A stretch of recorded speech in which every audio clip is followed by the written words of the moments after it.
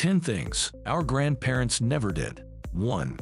Use a clothes dryer. Our grandparents air-dried all their clothes and linens. They hung wet laundry on the backyard clotheslines.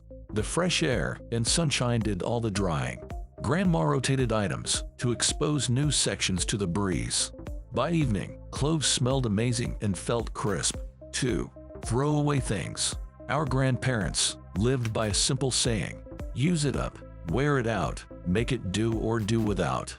Grandpa was handy with tools and repairs. Grandma knew how to sew and mend clothes. They made things last as long as possible. When items were truly worn out, they were repurposed. Old rags became cleaning cloths or quilting material. Empty jars and containers found new life as storage. This mindset came from living through harder times. 3. Waste water. Our grandparents had a rain barrel to collect rainwater. It caught water runoff from the roof. Grandpa made sure to place it strategically. Under a drain pipe was the perfect spot. The collected rainwater served many useful purposes. Grandma used it to water her vegetable garden or houseplants. 4. Buy pre-packed meals. Our grandparents cooked everything from scratch. Grandma spent hours in the kitchen every day. She followed old family recipes.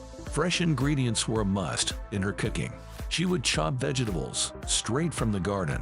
Meat came from the local butcher, never prepackaged.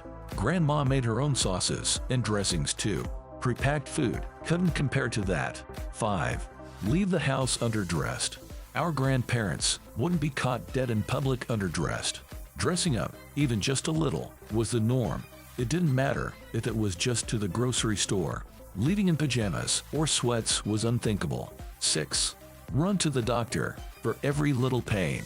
Our grandparents had a higher tolerance for minor aches and ailments. A little headache or stomach ache wasn't cause for alarm. Grandma had her home remedies to try first.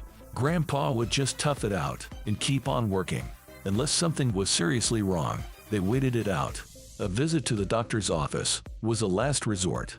7. Use electronics to communicate. Face-to-face interaction was the primary mode. If grandparents wanted to catch up with someone, they visited in person, or they used a landline telephone for voice calls. Long-distance calls were expensive, so they wrote letters. They looked forward to each delivered letter or card. Extended family gatherings were sacred for socializing too. 8. Order groceries online. Our grandparents couldn't order groceries online. Every week, they made a trip to the market. The grocery store was a social event for them. They strolled the aisles, catching up with neighbors. Inspecting fresh produce by hand was a must. 9. Go out to eat regularly. Dining out was a luxury for grandparents. Home-cooked meals were the norm, not the exception. Restaurants were reserved for ultra-special occasions, like anniversaries. 10. Lose composure. The older generation had lived through economic depressions and world wars. Those experiences instilled perseverance in them. Giving up was never an option they considered. Panicking only made circumstances worse in their eyes. So they confronted issues with clear rational thinking.